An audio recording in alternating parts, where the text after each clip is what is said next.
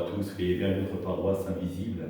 Traçons sur nous le signe de la croix, car c'est Dieu qui nous rassemble, au nom du Père, du Fils et du Saint-Esprit. Amen. Prions pour nos frères et sœurs malades. Nous pouvons confier Marie-Christine qui vient de perdre sa maman.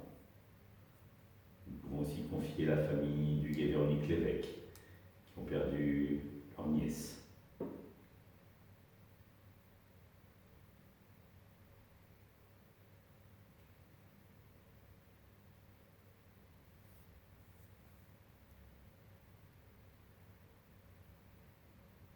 Prions pour les soignants et tous ceux qui œuvrent pour le bien commun.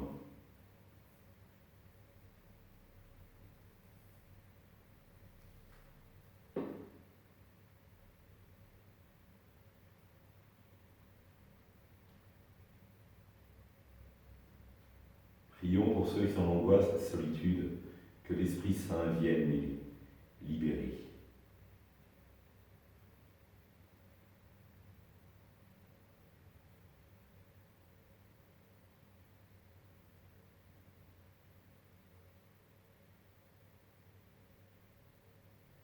Et pour manifester notre communion, je vais maintenant allumer cette bougie au cierge pascal.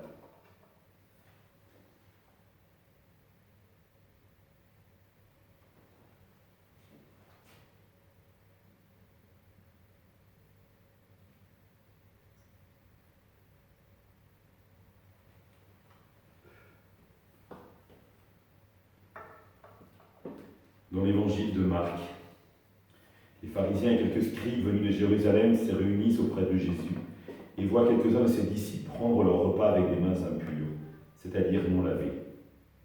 Les pharisiens, en effet, comme tous les juifs, se lavent toujours soigneusement les mains avant de manger, par attachement à la tradition des anciens.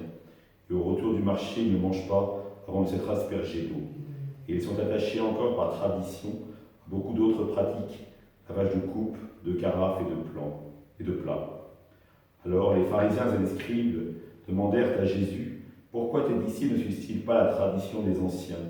Ils prennent leur repas avec des mains impures. » Jésus leur répondit « Isaïe a bien prophétisé à votre sujet, hypocrite, ainsi qu'il est écrit. Ce peuple m'honore des lèvres, mais vos cœurs est loin de moi. C'est en vain qu'ils me rendent un culte. Les doctrines qu'ils enseignent ne sont pas des préceptes humains. Vous aussi, vous laissez de côté les commandements de Dieu pour vous attacher à la tradition des hommes. » Il leur disait encore, « Vous rejetez bien et bien le commandement de Dieu pour établir votre tradition. En effet, Moïse a dit, « Honore ton père et ta mère. » Et encore, « Celui qui maudit son père ou sa mère sera mis à mort. » Mais vous vous dites, « Supposons qu'un homme déclare à son père ou à sa mère les ressources qui m'auraient permis d'aider son corban, c'est-à-dire dons réservés à Dieu. Alors vous ne l'autorisez plus à faire quoi que ce soit pour son père ou sa mère. Vous annulez ainsi la parole de Dieu par la tradition que vous transmettez. Et vous faites beaucoup de choses du même genre. Acclamons la parole de Dieu. Louange à toi, Seigneur Jésus.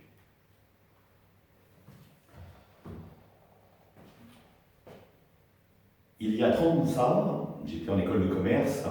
J'ai eu la chance de faire une tournée de rugby en Afrique du Sud. Et il se trouve que j'avais conditionné ma venue avec l'équipe au fait de pouvoir aller à la messe le dimanche. Donc, le premier dimanche, nous étions en transit et l'organisateur m'avait trouvé le car s'était arrêté. J'étais descendu pour aller à la messe, tous les autres m'avaient attendu dans le car, il y en avait un qui était venu avec moi. Et nous avions prié, la messe se passe très bien, et au moment de la consécration, tout le monde se met à genoux. Dans ma culture, ce n'est pas du tout quelque chose que je faisais. Moi, j'étais sur Saint-Nicolas à Nantes à l'époque, personne ne se mettait à genoux à Saint-Nicolas, mais immédiatement j'ai suivi. Et l'autre est resté debout. Et il est resté seul, tout le monde était à genoux, seul au milieu, et j'ai essayé de lui dire « mets-toi à genoux ». Il n'a pas bronché. Nous avons rediscuté après, et c'est là que je me suis rendu compte que fondamentalement, notre rapport au sacré est différent en fonction de notre culture. J'ai eu la chance d'avoir comme curé, premier curé, Clément Langlais, qui était curé de Saint-Sébastien-sur-Loire. Et pour lui, il me disait, il se définissait comme fils de serf. Donc, ses parents étaient métayers. Et vous voyez le terme très fort, fils de serf. Et pour lui, l'agenouillement correspondait à l'asservissement. Et donc il dit, jamais je ne m'agenouillerai. Parce que pour moi, ça me rappelle trop mes parents. Et cela m'a beaucoup interrogé, en me disant, tiens, le rapport que chacun a au sacré est unique. Et ce qui est important, c'est de ne pas juger l'autre. De ne pas se dire, finalement, il devrait faire tel comme ci ou comme ça. De fait, l'Église a proposé des normes. Et quand on est prêtre, professeur de philosophie me disait toujours, l'objectivité du rite me protège de ma propre subjectivité. Je répète, l'objectivité du rite me protège de ma propre subjectivité. C'est-à-dire que le rite m'est donné, et je l'ai à l'accueillir, parce que ce n'est pas Philippe Girard qui célèbre la messe. C'est le prêtre de l'Église universelle. Et donc, si je décide, ah ben non, la deuxième lecture est trop compliquée, on va l'enlever pour aujourd'hui, eh ben non, ça ne va pas, parce que c'est mon avis, et en quoi mon avis serait-il prioritaire? Alors oui, il y a une différence finalement entre la liturgie, nous essayons de vivre quelque chose en communion, nous essayons de nous mettre d'accord avec les règles communes, dans l'interprétation, il faut déjà interpréter ce qui peut déjà poser à débat, mais il n'y a pas forcément nécessité à inventer. En revanche, notre relation personnelle à Dieu, il nous faut être inventif. Il faut nous dire qu'est-ce qui va servir ma relation à Dieu.